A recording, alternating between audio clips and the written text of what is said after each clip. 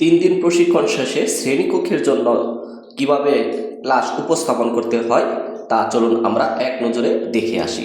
প্রথমে আমরা স্বাগত জানিয়ে শ্রেণীকক্ষের কার্যক্রম শুরু করব এবং এই স্বাগতম জানানোর পর আমাদের যে দ্বিতীয় স্লাইডটি হবে পরিচিতি পর্ব, সেখানে আমরা একদিকে আমাদের নিজের পরিচয়, অন্যদিকে পাঠ পরিচয় দেওয়ার পর শ্রেণীকক্ষে শিক্ষার্থীদের সম্মুখে সেই পূর্ব জ্ঞান যাচাই বলতে সেই পাঠ সংশ্লিষ্ট কয়েকটি ছবি তাদের সম্মুখে উপস্থাপন করব এবং তাদের কাছ থেকে জানতে চাইব এই ছবিগুলি কিসের, এবং তাদের কাছ থেকে বের করে নিয়ে এসে আজকের পাঠ ঘোষণা করব।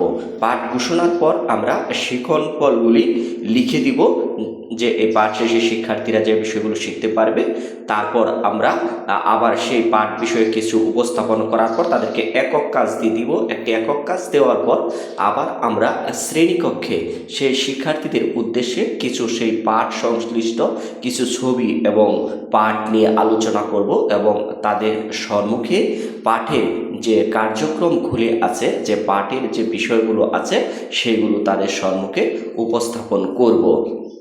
এই উপস্থাপন করার পর আমরা তাদেরকে একটি জোড়াই কাজ দিয়ে দিব।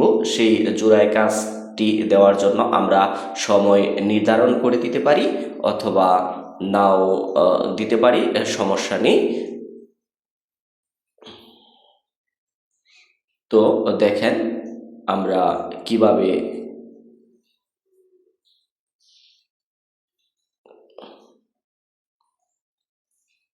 কাজটি করেছি। এভাবে পাঠের বিভিন্ন অংশ তাদের সম্মুখে উপস্থাপন করার চেষ্টা করব এবং তাদেরকে বোঝানোর চেষ্টা করব এবং তাদের কাছ থেকেও সেই বিষয়গুলো সম্পর্কে জানতে চাইব।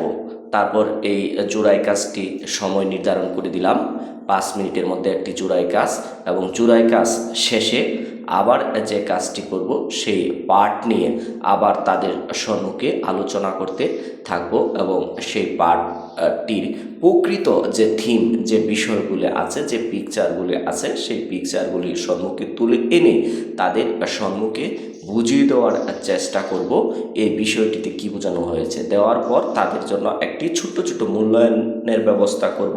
মূল্যায়ন দেওয়ার পর তাদের জন্য একটি বাড়ির কাজ দিয়ে দিব। এইভাবে বাড়ির কাজ দেওয়ার পর যখন ক্লাস শেষ হয়ে যাবে সবাইকে আবার ধন্যবাদ জানিয়ে ক্লাসটি শেষ করে দিব। তো আশা করি আপনারা এভাবে ক্লাস করলে উপকৃত হবে।